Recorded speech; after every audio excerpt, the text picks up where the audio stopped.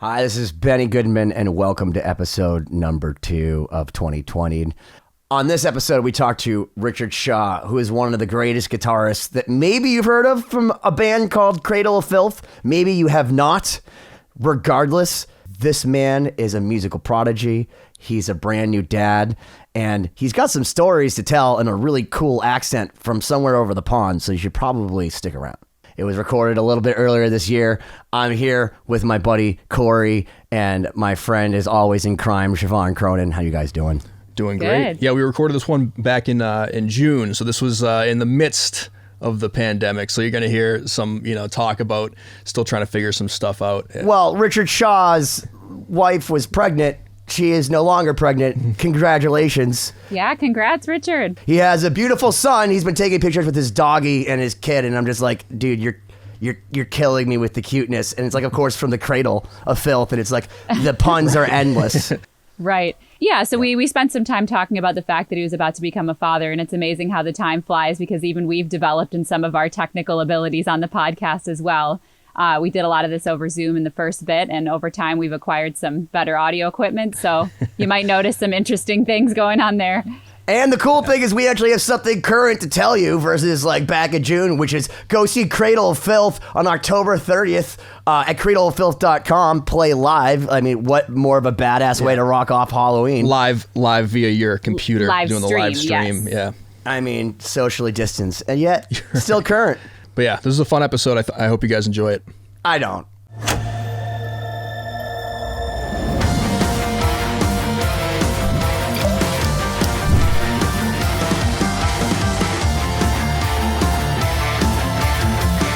Hi, I'm Benny Goodman, and welcome to another edition of 2020. I hope that you've survived this week and that you weren't 2020. I want to first and foremost introduce my cohorts in debauchery. They will go to jail along with me.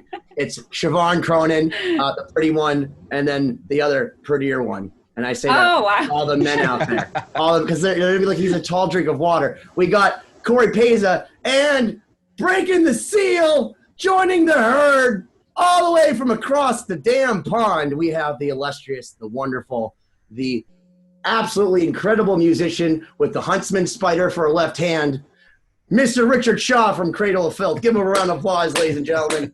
Thank you. Yeah. Thank you very much. Thank you. Thank you. And I'm glad to be breaking my seal, as you put it on there. It sounds a bit dirty when I say that for some reason.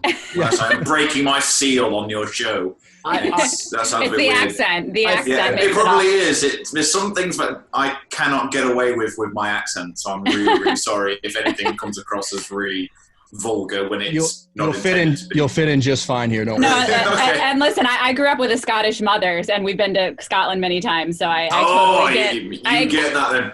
Yeah, we have a Scottish bass player, and Really? the stuff he comes out with where you're like, what? Say that again, but like less offensive. Well, see, for us Americans, though, whenever we're in Scotland, like, I understand the accent because I've grown up with it, but, like, all my bandmates are like, can you translate that for me? I'm like, they're speaking English. Yeah. So I don't know what it's like as someone from England to hear if it's confusing or if you're just used to the accent. Maybe it's just an American thing. I think it's just weird in the UK. It seems like the more north you get, the more offensive the language sounds. Well, the more drunk they are, so that Exactly. Like Londoners, I can't take Londoners. Yeah, pretty much. I can't take Londoners seriously because even when they swear, it just sounds too polite. It's like from it's like Michael Caine to like Brad Pitt in whatever that silly movie was where he could barely speak. Oh, it was it Snatch? Snatch. Yeah, with the Irish accent. Yeah. Yeah, well, I mean, who knows what accent that was? He wasn't even speaking, was he? It's like I get offended by Kevin Costner in Robin Hood, Prince of Thieves, because he's meant to be from where I'm from, and it's like. Why are you analyzing it any further than the fact that movie just sucked balls? I loved that film as a kid. I don't know. Oh yeah, as a child, great. As a child, there was plenty of things I loved. You know what I mean? I loved the movie It, and then I realized that only Tim Curry makes this whole movie amazing, and it's understandable why it was never, ever, ever a big thing for years and years and years, because it's terrible. But as a child, I was horrified because Stephen King, just the name instilled fear in my heart. But as you grow older, some things just don't age well, like my face. Yes. Like lots of things. There's hair growing from strange orifices that I didn't even know existed. So I have to ask you, Richard, I have to ask you a very personal question, because the whole concept behind 2020 is that, you know, like what's going on? You just got 2020. We're putting it into the everyday vernacular. But I've been following you on Instagram, and it doesn't seem like you've been affected, because one, you're having a child, so that's like one of the most amazing things. So congratulations, like that's amazing. Yeah. And then every single day I'm seeing these updates from the Cradle of Filth like album, and it's like more scary, huge stacks of amps, and it just looks like, you know, every metal band says our next record is going to be heavier and better. But like, if you're trying to prove it online, like I believe you. I believe that this is going to be the best one ever. So how have you avoided getting 2020? Because like in America, like shit's going down. We see the news over here and we're just like, what the hell? And it is spilling over into the UK as well. I don't know if you guys are seeing what's going on in the UK. We're pretty much getting what you guys are getting, but like a week later, it seems. In good ways and bad ways, you know. The good stuff, we seem to be going, yeah, you know what? We need to say something about that. We've been too quiet for too long, kind of thing. So, and then the bad stuff kind of goes with that as well. But in terms of my 2020, it's been oddly amazing so far, obviously, because I'm going to be a dad, and everything's really, really cool and awesome and everything I ever wanted in that respect. But I was very, very lucky. It's refreshing to hear a man say such wonderful things about having a child. It's almost like you did it deliberately. Oh, no. I've never done anything deliberately. My entire life has been like a jazz fucking sketch.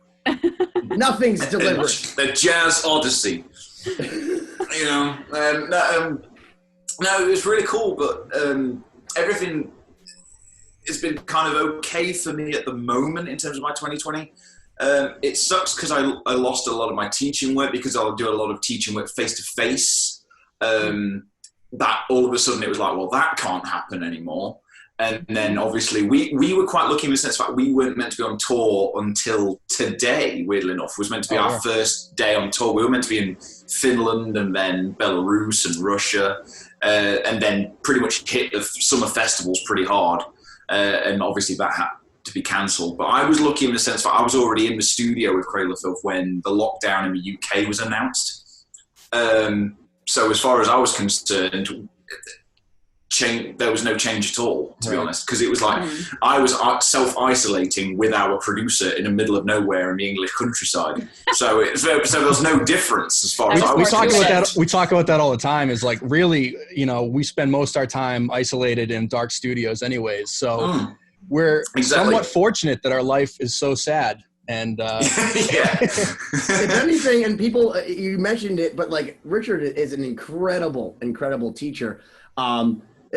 Don't you love the idea of not even having to talk, like to like be in a physical room with somebody, like that you can keep guitar smell and they can just leave by just closing your laptop? Like, isn't that like a better thing for you? Because I know Cory's been trying to figure out how to get me and Siobhán out of the picture since the day he met us. Just you. But there's sometimes I do like the personal connection when it's just like, you know, you just have a quick chat over a coffee before you have a lesson and all that. And now it's like, right, okay, go. The lesson has started now. You know, right, the lesson is over. Bye-bye. This is what you've paid for. Kindly fuck off. And like, but there's some of them, especially the little kids, and I love teaching the little kids. But there's the thing I don't miss is when they go, "Can you tune my guitar for me?" Yes. There you go. And you're like, oh, okay. That explains why. Can I ask you this?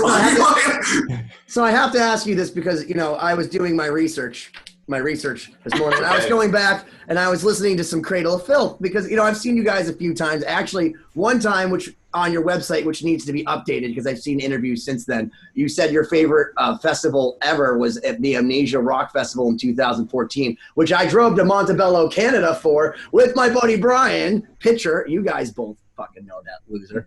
I love him. And we went and saw you. I was front row. So I saw that. But I just wanted to know, you're in a band called Cradle of Filth. And I'm not a parent, but I feel like if I was, I would not let my children study with you.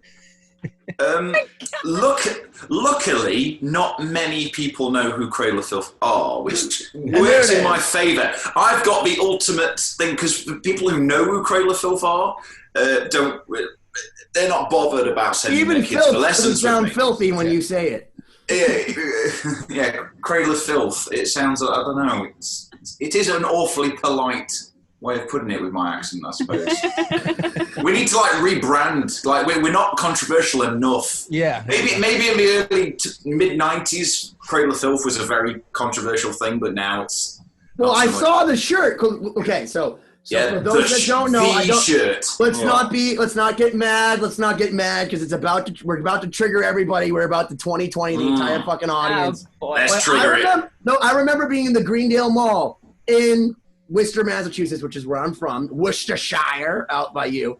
And I saw a 15-year-old in the arcade playing Street Fighter 2, and he was kicking ass. And he was wearing a shirt that says, "Jesus is a go." And I remember the next day, what was that guy, Norris, the guy on MTV News, or Kurt Loder or something was like, "Cradle of Filth, the people have been suspended because they've been wearing Cradle of Filth shirts." And all of a sudden, this shirt that said the thing I said that's going to trigger everybody, caused the biggest row. And first off, I was great marketing. At 14 or whatever, 15, I was like, I don't know who this band is, but I want to listen to them. It was just like Iron Maiden. I bought the album because it scared me. Eddie scared me. So Cradle of Filth, I was like, oh my God, if you listen to Iron Maiden, these guys must kill animals. Yeah. Oh my God. Now, it's a weird thing because obviously this whole thing happened way before I joined the band. I mean, I was how old was I when that first album came out? I was 9 years old. I was going to say, I'm older than you, dude. You're yeah. So obviously all this was kind of happening way before I joined. And I remember on my very first show with Cradle of Filth where I literally met the band the day before the first show I played with them. And I just remember the merch stand being set up at that very first show in Munich. And I took a picture and sent it to my mum. And my mum was like, "I'm so proud. So proud that you're in a band with that." And she was like, "Oh, I'm glad you're following your dream, but really, do they really have to sell that T-shirt?" Well, I can see as a mother might be upset because from what I've read on the paper that I wrote down, that you've been in over 50 musical theater productions. So where normally I'd be like Pantera or Meshuggah, I'm going to ask you a much more important question. Andrew Lloyd Webber or Stephen Sondheim? Oh, don't do that to me. Oh, I'm going to. All the listeners are like, dude, I haven't huffed enough glue to understand what you guys are talking about, but I really want to know because I have a personal favorite, but I would like to know yours.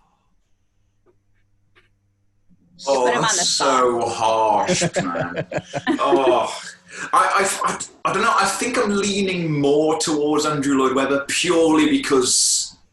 Well, he's a greatest hit of himself. Exactly. I don't know. He knows you have no attention span because if you listen to anything, it's if you listen to Phantom of the Opera, there's 3 songs in 27 songs. It's just pretty much, yeah. Yeah, that's true. Yeah. Death. So it's like if Max Martin was writing musicals, it would be Andrew Lloyd Webber, which is why you leave humming Music of the Night, where Stephen Sondheim is so above my pay grade. I can't remember a damn thing from A Funny Thing Happened on the Way to the Forum because it's so amusing. It's like Frank Zappa couldn't even keep up with those notes. I think that's what it is. I think Lloyd Webber was the ultimate gateway for a lot of people. Mm-hmm. Into musical He's theater. Like the marijuana of he knew even when I was a kid, and it's almost like you could see it as him being a shrewd businessman, but I thought it was also him being a great musician where it's like, okay, I'm going to write musicals for kids. I'm going to do Starlight Express. I'm going to do Joseph's Technicolor Dreamcoat, to get the youth into musical theatre, whereas I think personally Stephen Sondheim didn't really do that for me. I didn't really get into Stephen Sondheim until I was already into musical theatre. So I think, can you finish the sentence? It was red and yellow and green. No. I don't I don't amazing Technicolor. No, because it's stuck in my head. It's red and yellow and green and orange and blue because it's the color of his Technicolor Dreamcoat. Because when I saw Donny Osmond sing that when I was 7, it was burned into my retina. Like literally, like you put a cattle prod. So I just didn't know if you'd been operantly conditioned. No. To be fair, I just think lyrics are wasted time between guitar solos anyway. So I don't really listen to them. So spoken like a true person on a Lost Symphony record. So Richard, why don't you talk a little bit? You know, obviously that's a very interesting dichotomy in your musical career. What was the path that led you through musical theater and to get to this point in the Cradle of Filth era? It was the beard, wasn't it? That's a very good question. I was just very lucky. I went to a music school and just the only goal for me was I need to earn a living playing guitar. I really didn't care how I did it. I just loved playing guitar, and I was very lucky that I grew up in a household where every style of music was going on, and I never saw music as genres. I was just like, is it cool or not? And that's all I was ever bothered about. So even when I came out of music school, I was like, right, okay, I'm going to get into teaching guitar as just a way to like earn a bit of money until I decide what I'm going to do with my musical career. And then I found out I really enjoyed teaching. And then through teaching it privately and teaching in schools, a lot of times the schools would put on like musicals, but they didn't have like anyone at the school who was good enough to play the guitar parts. So it was like being a guitar teacher, they were like, do you mind playing guitar parts? Not a problem. I mean, I was even doing it when I was at school, like being the only person who knew what a major 7th chord was on the guitar, instead of a power chord, Right. So it was like, so automatically I got hired to play the school musicals, and that's kind of carried on.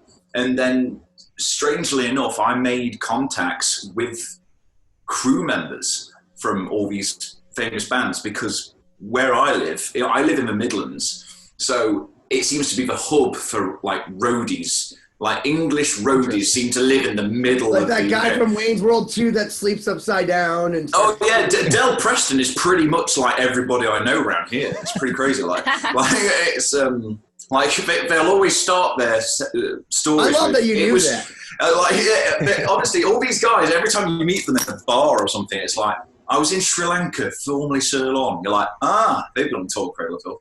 And I kind of like met a few of these guys through doing the musical theatre scene, weirdly enough, because when they're not on tour with these massive rock and metal bands, they still come home, they're like, well, I'm not on tour, I'm going to do sound or lights or whatever for musical theatre productions.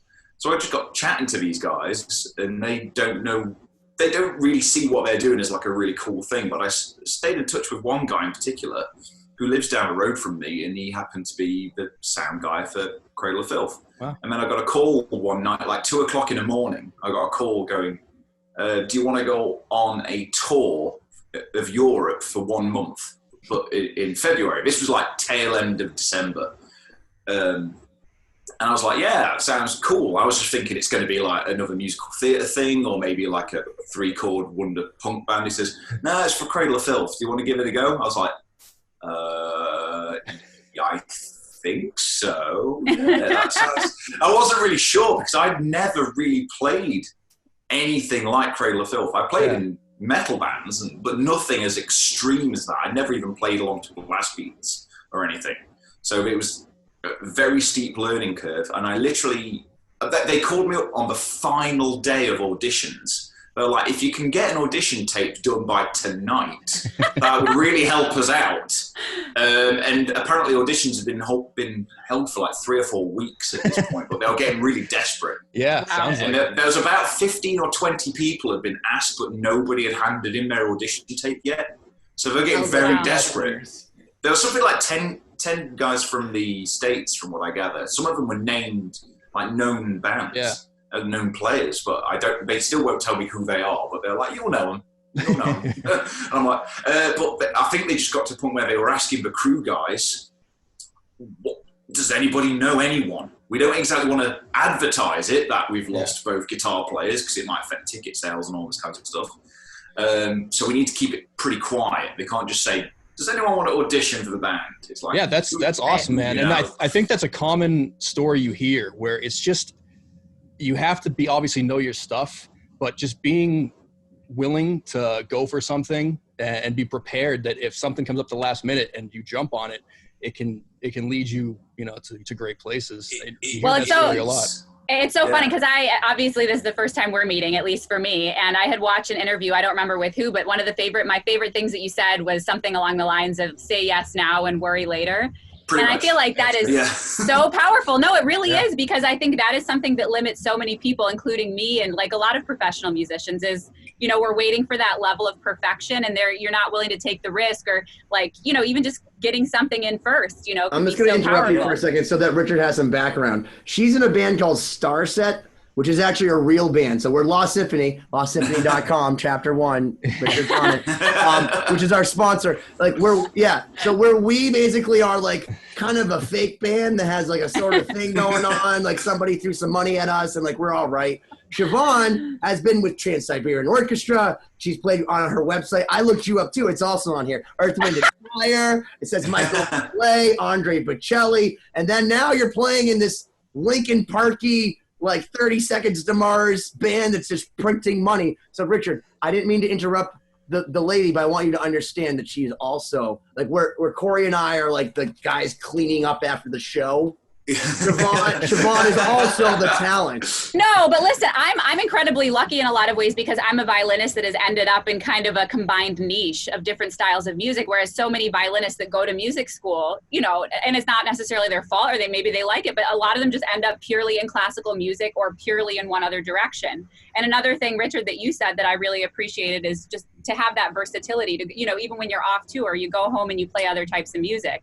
So when I'm not playing with Starset, I'm playing with ballet orchestra and classical stuff, Led Zeppelin cover bands, whatever. You too? So when I went and actually did the research, because I had to do research, because now that we How did you have to research me? I know you. Now that we have a guest, though, I feel like there's a higher level, but you guys have so much in common between like the bands, the studious nature. You're both like very elegant and articulate. I mean, he's got a wonderful, beautiful beard, and you have a perfect mane of hair. Together, you could be Samson. Like, I just feel like there's so much you can talk. And like, where someone said, "Hey, do you want to play in Cradle of Filth?" I would just listen to that music once and be like, "That's a lot of homework," and I would give up. Yeah, it was a lot of homework. No, I know, but it's not that I couldn't do it. I could do your job, Richard. I can do it. The problem anyone could play guitar in Cradle of Filth. The problem is, but he couldn't grow the beard, and that's what. I could. The problem is that I would never, ever, ever have the ambition, the wherewithal, the talent, the feel, or I couldn't do it. But the point is, I'd try, and I'd fail before I even tried. No, but I think this is part of the general principle that like part of your job as a musician, if you want to be able to seize these opportunities, is to just always be ready. And I don't know who I heard on a podcast, I think it was Will Smith that said it. It was like, I don't have to get ready, I'm always ready. Because a lot of times it really is the last minute. Even with Starset, I think I got called a week or a week and a half before the first tour, and I had to learn like every album for a full headline set, from memory. Wow. So luckily, I have a pretty good ear. I had the time that I could work on it, but maybe if it was something I had to struggle just to read the music to then have to memorize it, I wouldn't be ready, but it helps. As the girl playing Bach with a hurdy-gurdy. What the fuck? Did you see this, Richard? Did you see this?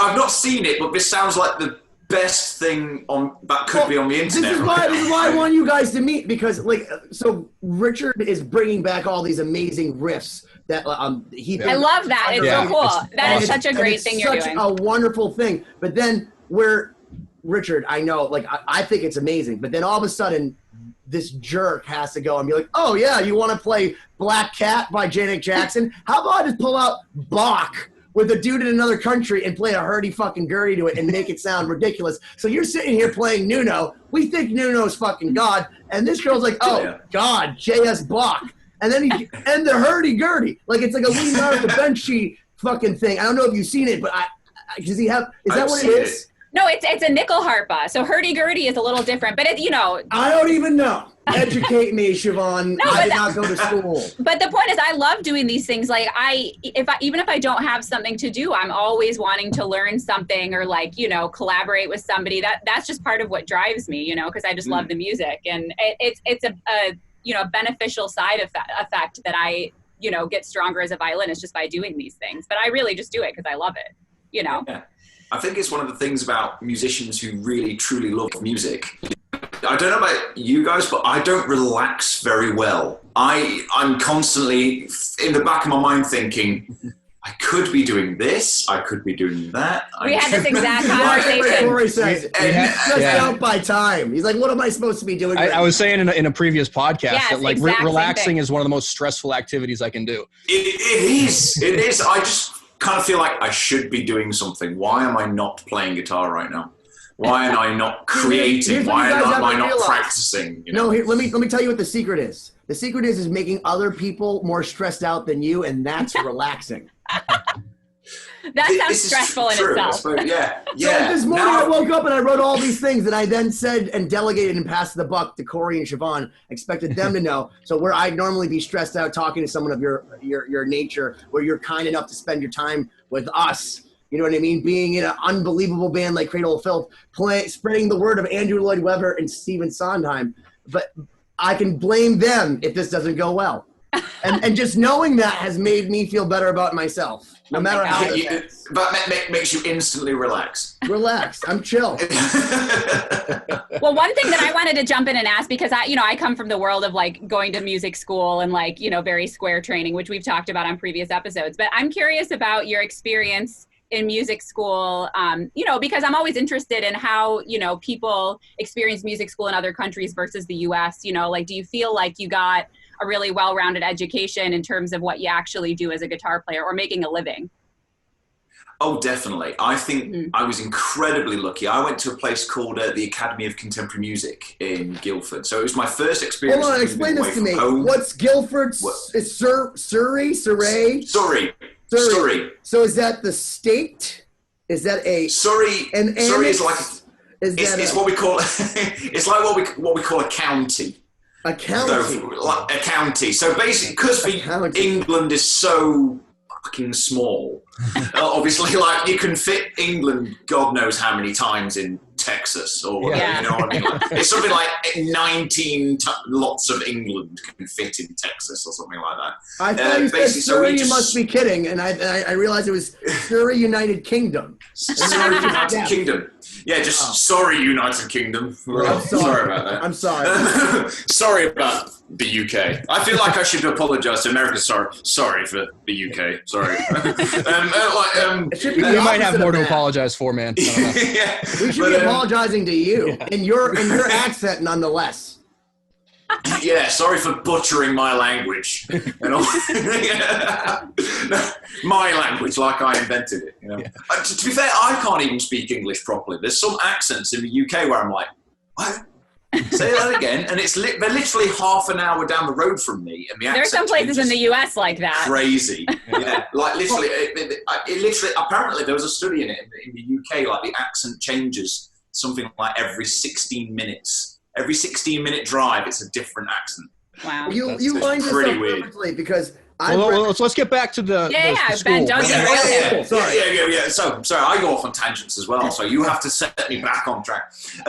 So my experience of music school was just amazing. Like the fact it was the first time I was away from home and developing this independence. And as like where I came from, I was almost seen as the weird nerdy kid who just wanted to play guitar all the time. Whereas when I went to music school, I was surrounded by all the nerdy kids who were like the same as me. And I'd never had that before. And it was just afforded me the opportunity to basically eat, sleep, and breathe music. There was no other distractions. Mm-hmm. And even things I never even thought about, like reading music. Why would a guitar player need to read music? Kind of thing. What? I just play power chords, don't I? And weirdly enough, I just took on everything that I was taught because they're like, right, learn it now because there's never going to be an opportunity in your life where you're going to spend 3 years of your life doing this 24/7. It's not going to happen again when all the adult shit gets in the way. Like when life gets in the way and you're off and away doing what you need to do to earn a living and do what you do as an adult, you're not going to have this time. So just trust us, learn everything we teach you. And I was like, yeah, but when am I ever going to need to read music? Literally came out of music school and it's like, here you go, here's a musical theatre job. And I was like, oh, that's why I needed to learn to read music. I get it. And like I was doing studio sessions and they don't hand you tab. It's all it's either here's the music or here's a copy of. Can you hum that to me, please? Can you just hum that part? Yeah, exactly. Like it's like if the notes are like E, F, and G, it's like okay, which fret is that? Yeah. My friend has this tattooed on his arm. No, but that's an amazing skill, because like even from my end, I think about all the time. I'm like, oh, this would be so cool if I could play this duet with a guitar player. And then, I send it to someone, it's like, well, I can't read this music and this sounds too complicated to learn by ear. It's going to take me forever. And I'm like, well, I don't know how to tab it out. So I guess we can't do it. So exactly. It was that realization that tab doesn't exist in the real world. That kind of frightened me a little bit. And I was like, okay, I've either got to have a really good ear, which thankfully I do have a good ear. And really, well, you have to, because I'm going to go back to our sponsor. Because the thing is, we're Lost Symphony is the band that we are all in, and the whole premise of 2020 is that we're figuring out as a band that can't do anything, like what can we do? So we'll talk about being in a band. But I got to be honest with you. It's not that like I want to say I underestimated you. I didn't have really a sense of your play. You thought I was shit. I mean, I thought he's in a band. He just tremolo picks power chords. This guy knows nothing. Go on, be honest, Benny. Be honest. You didn't know about my love of Beauty and the Beast. I will be honest. That's what Drew said about you, and I said I'll give him a shot, and then I wasn't sure by then. But I mean, if I listen to Drew every time, a shot. But you made me lose my whole fucking train of thought. Well, it's fine because I've got a million other questions. Sorry. Yeah. No, I've got. Sorry, Benny. Did I distract you? Wow. No, but I'm curious. Who would have thought about Benny could be distracted? Oh my God. No, but on the topic of on the topic of school, I'm just curious from your experience, like what was, not to get too nerdy, but like what sort of courses like encompassed your degree? Because for me, everything was very like violin focused and ear training and sight reading, whatever. But there was absolutely no exposure to like writing, improvisation. Music technology. It was a whole separate discipline that they didn't even encourage you to necessarily get into if you said you were a violinist. It was like, we're just going to teach you violin. We call it double bass. Don't get into it. So how it kind of was with me was I was very lucky because it was guitar focused, like they had bass focused, drum focused vocals, DJing school as well. And production, I think that was all they had at the time, but I know it's branched out since.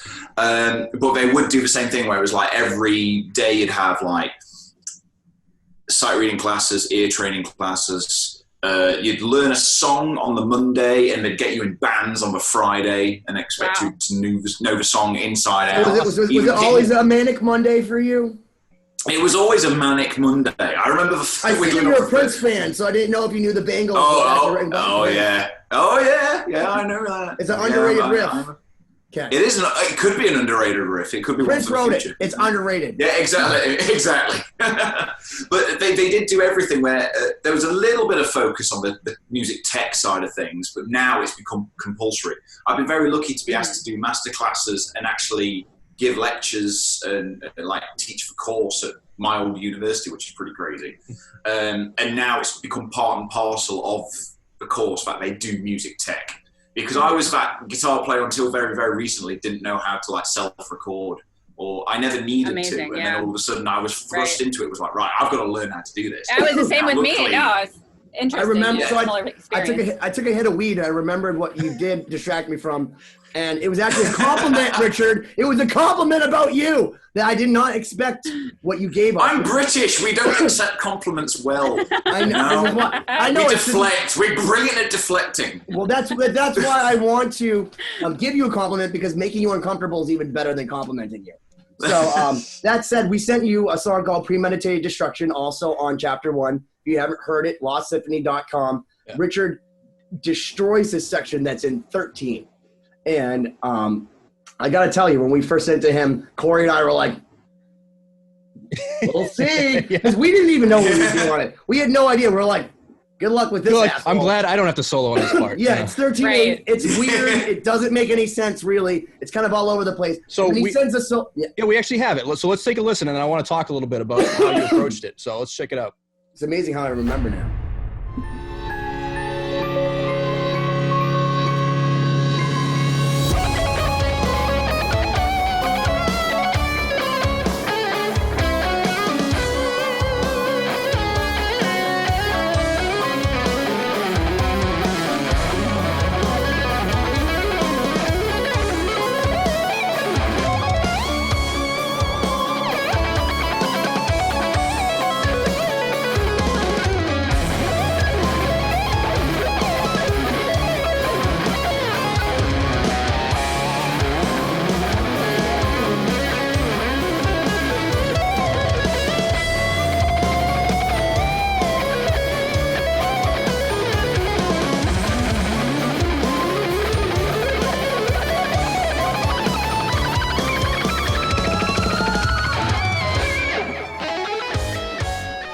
So damn, dude.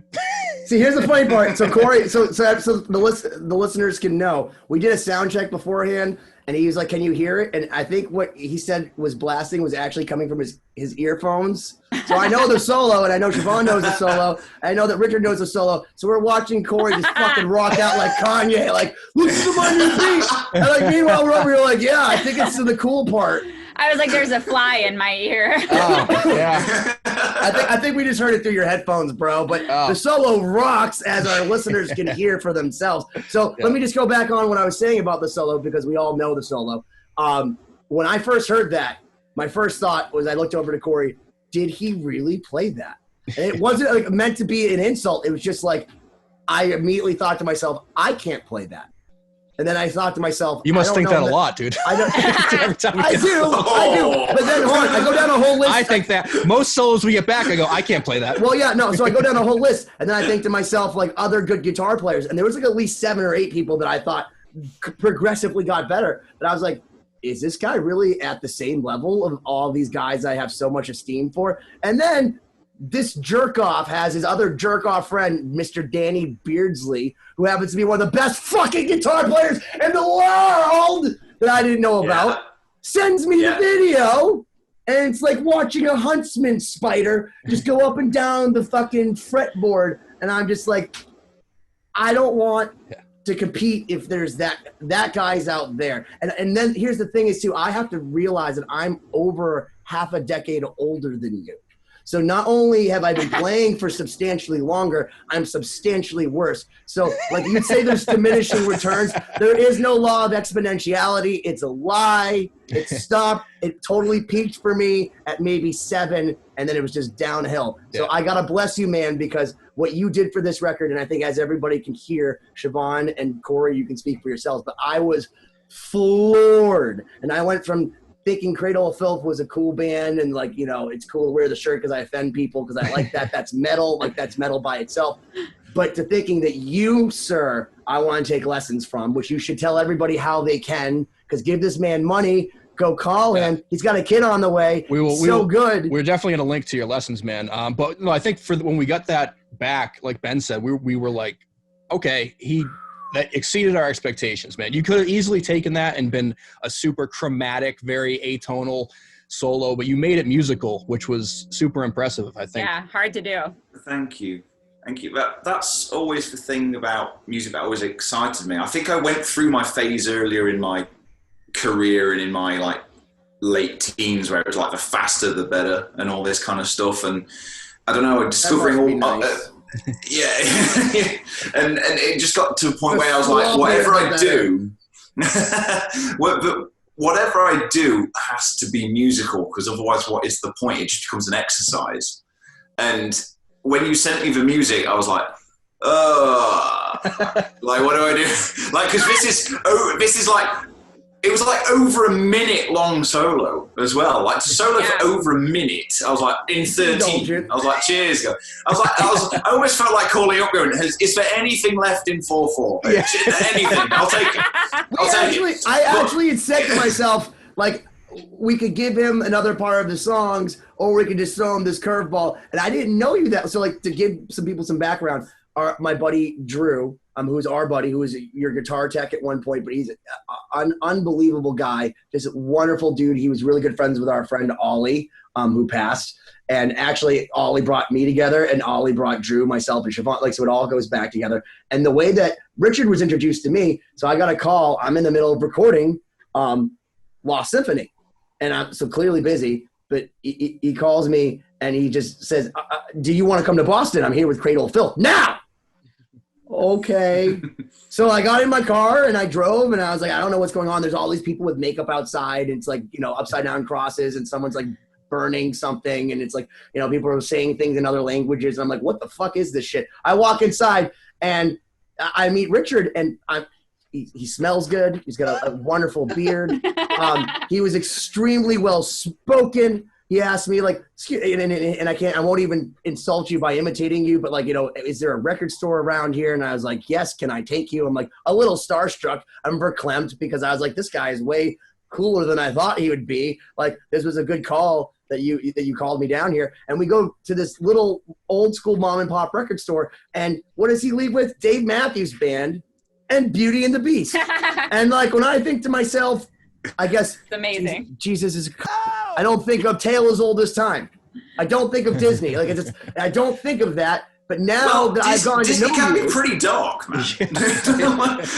well, they take from Hans Christian Andersen and all that. If you read any of those things, exactly. I mean, like in Cinderella, they cut off their fucking feet. So like, let's be real. Like all that shit is dark. You know what I mean? Yeah. It's just how dark you want to go. Yeah. So, But, So yeah, t- and that. Yeah, tell us Yeah, a I little was bit just going to about. say that was cool. Yeah. That was cool. It was just cool meeting Benny and his enthusiasm. And he was like, "You've got to play on my record." And I was kind of scared. I was like, "Yeah, okay, I'll work on it. Be quiet." I think we're all scared when we first meet. Yeah, I was like, "Well, I like your energy. It sounds." And then you were like, "Who else is on the record?" And I was like, "What? Really? Like, I'm going to be on a record with like Satchel and like I was talking Nuno and Loomis?" And I was like, really? Because obviously not a lot of people know who I am. They know the band Cradle of Filth, but they don't know who I am.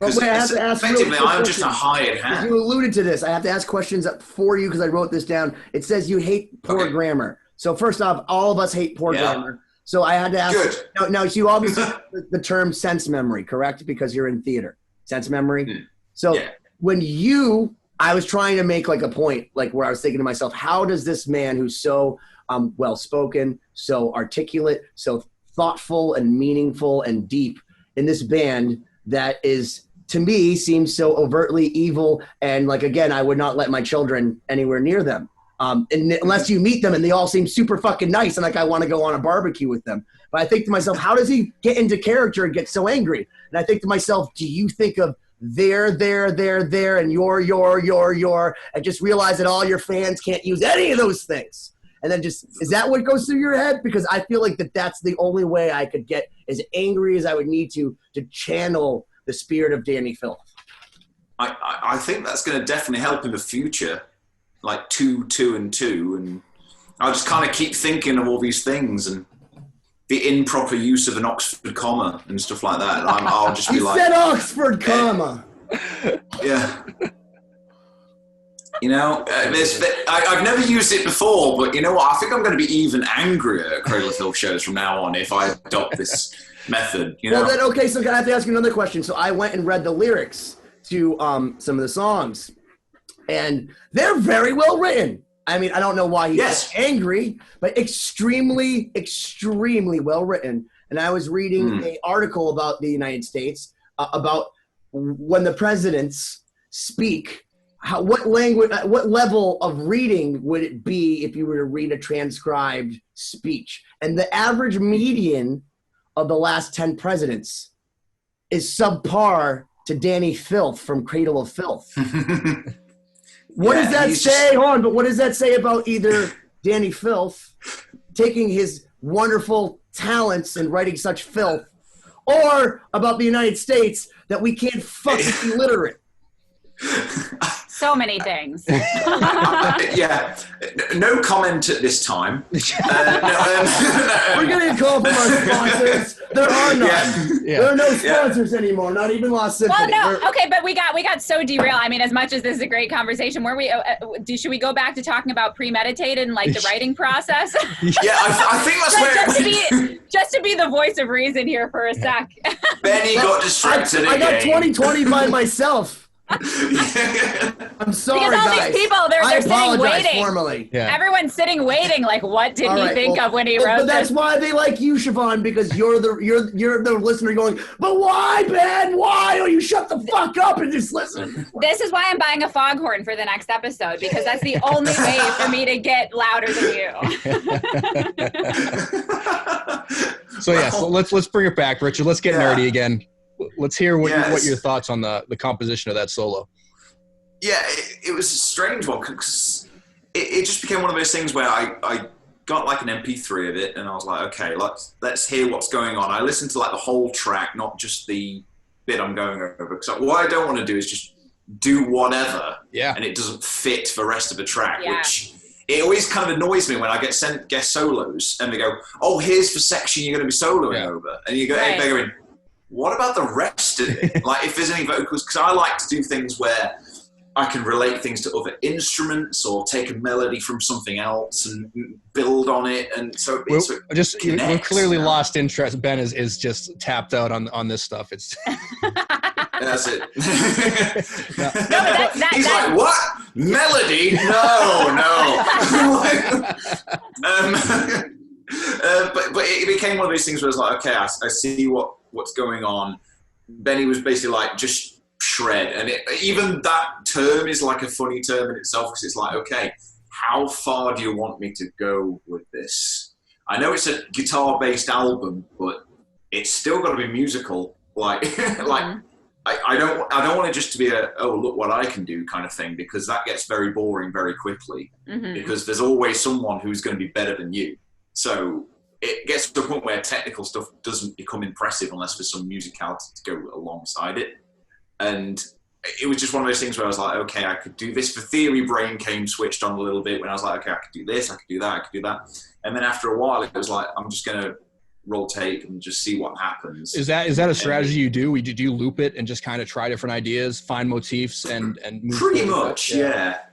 I mean, like I said, the theory brain is switched on to the point where I go, okay, this is what I can do here. I can kind of almost map it out, even without a guitar in my head. I go, I could do this here. I need to be able to do this here. Like when things pick up, like, because that solo builds. Like, take my solo away from it, everything underneath builds. And what I don't want to do is go against that. I want to work with the music that's there. And it's amazing how many guitar solos I've heard recently where you go, they're just doing their own thing. It's still got to be part of the band. It's still got to work musically. And I was like, okay, so I kind of map it out in my head going, well, I could do this at the start, this in the middle, and this at the end. Everything in the middle is kind of, let's see what happens. And basically we just like improvised like 4 or 5 takes.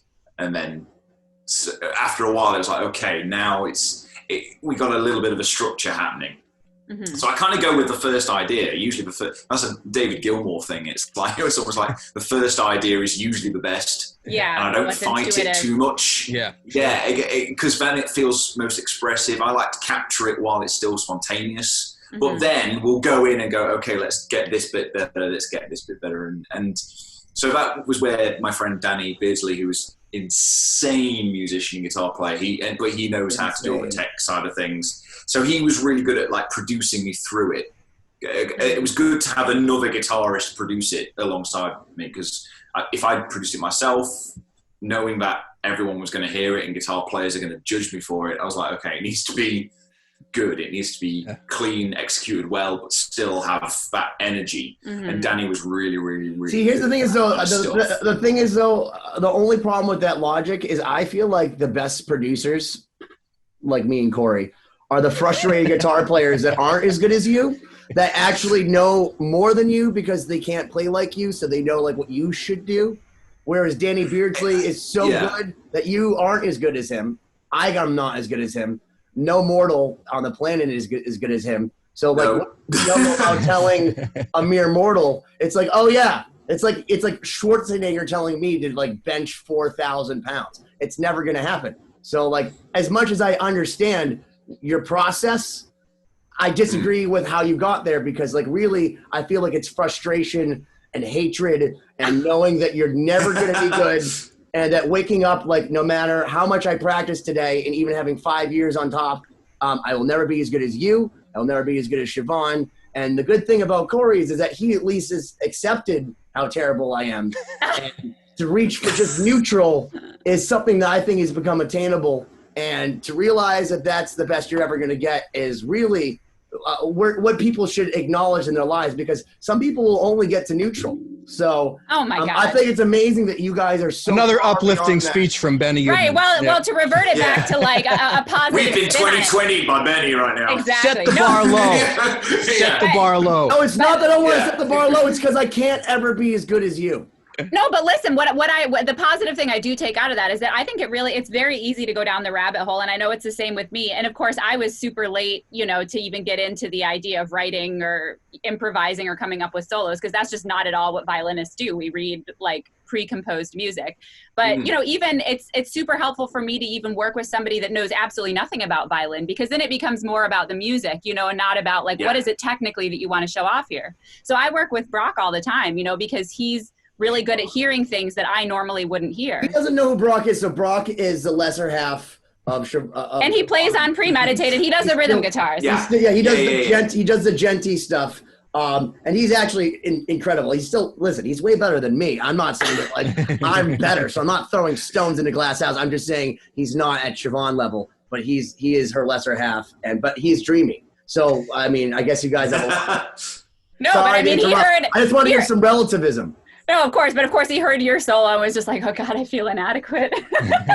Yeah. So, we all felt that way. Don't worry. No, but thank you. But it's so cool. I mean, especially for me, because it's so cool to hear the process of writing solos, because like these guys know, Benny and Cory, it's like, it's so out of my, like still in many ways out of my comfort zone, because writing and composing was just not a part of my training at all. Perfect segue to the question that I wanted to ask both you, Siobhán, and both you, Richard, is so one of the most incredible things that I've learned being a teacher is getting someone who's as talented as Siobhán to realize how talented she is at composing, for example, and how good she is at all these things. Because at school, she's like, this is right and this is wrong. And it's like, no, Siobhán, you can do whatever you want. If it sounds good, you can do it. Oh, no, I can't. Like, because everyone's always yelled at her. And now she can. And being able to see her like fly on her own and literally just murder it against everybody was such a wonderful feeling. So I'm going to ask you guys, when did you realize you wanted to teach other people? What was the moment that you decided that it was worth taking your time to teach people that didn't know as well as you at whatever instrument? And like you realized that was your power, because I know I'm not as good as Siobhán, but I'm good enough to know that she is better than she thinks she is. And that's a skill. It is. Well, Richard, how about you go first? What a lady. It was, yeah, what a lady. It's a weird one, because I think I was very, very lucky, but I had great teachers who were in the industry, but they're also sharing their knowledge. And I think I just assumed that's just how it went. It's like, if you know something, you share it. I didn't know any other way of gaining knowledge and sharing knowledge. That was just what it is. Teachers in the music industry who taught you the secrets of being in the industry, of longevity in the industry, and getting good on your instrument. And I just was like, well, okay, so I do that as well. And then I just got to a point where I really, really enjoyed it. I still enjoy it. I wouldn't do it if I didn't enjoy it.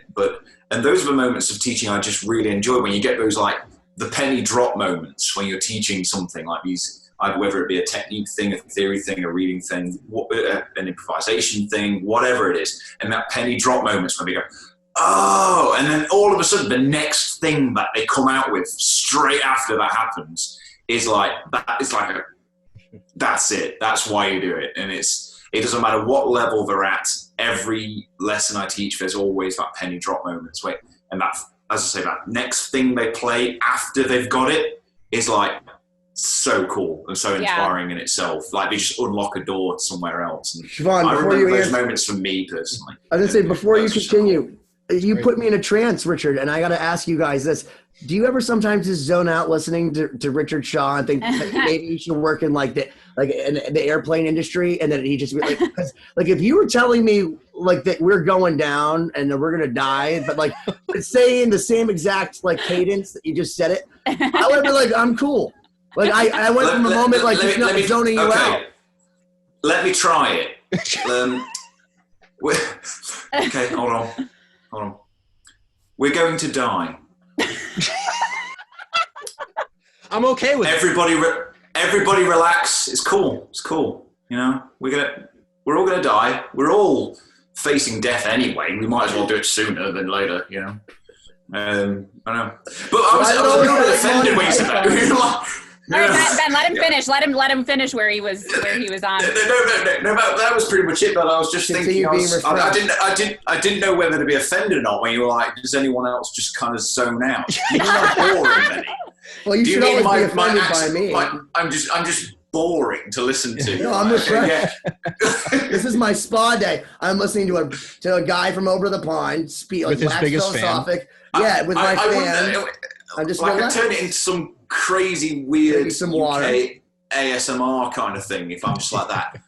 We're all going I mean, it'd just be really, really strange. Maybe there's a niche for it. Maybe there's a YouTube channel like negative ASMR or something like that. Yes, negative. Like instead of like positive affirmations, just negative affirmations with my accent, just whispered. Oh my gosh! I don't know. That might be useful to a lot of guitarists that are trying to compose solos. Like, you're not being musical enough. Yeah. No but to pick up 4/4 is way too easy. Yes. You need 13. You need over a minute worth of 13. First off, by the way, tune to 442. Tune to 442. Yeah. But to pick up where you left off, like talking about teaching, I think that, showing a student what they can do and seeing them, even just in small amounts, like having those moments, like you said, the penny drop moment, where it's like they're shown in a small amount what they can do is so powerful. And I think that's really what keeps it going when I do have students, because thinking about classical music training, even mine, I had some great teachers and I had some like okay teachers, but so much of the training to me, if I look back, was based in negativity. Like this isn't in tune, this rhythm isn't good, your articulation needs to be better here. And there was very little of, but this thing you did really well. And I've noticed that if I take that and I say, this little thing you did really well, but we got to, improve some of these other elements, it totally spins the perspective. And I think that's so much more empowering for students, to be able to set aside the things that they are doing well, to give them that level of confidence. Because I think so many people get discouraged, Well, at least in my perspective. Can I tell you something about Cory? Can I tell you something about Cory? Because he's taught me so much stuff, because he's first off, he's the bass player in our band. So we want to understand the hierarchy before we continue the story. But that said, you're unreal. But he also is a better guitar player than me, even though he's not the guitarist in the band, although Siobhán isn't a pianist either. So fuck you. But the thing with Cory is that when I first started playing guitar in the studio, I had the nerve to think I was decent. And he would always say things like, "You'd never make it in Nashville." What do you mean? I'm fucking awesome. I said that only after you said, "Do you think I would make it in Nashville?"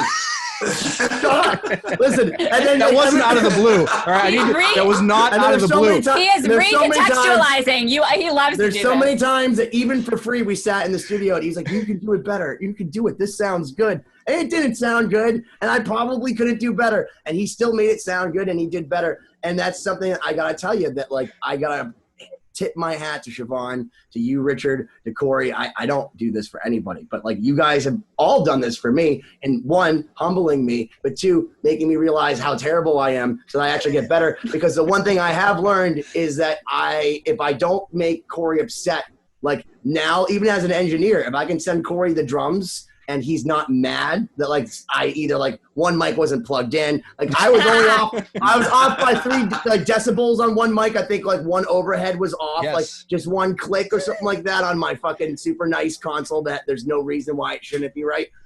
Because I don't have ears. You have to turn the knob to do things. Yeah, well, I'm deaf and I'm just recording deaf things, so I just do it by sight.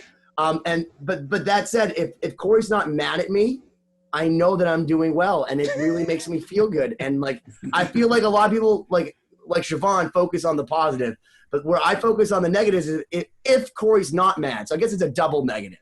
So really it's positive. So it's like a positive twice.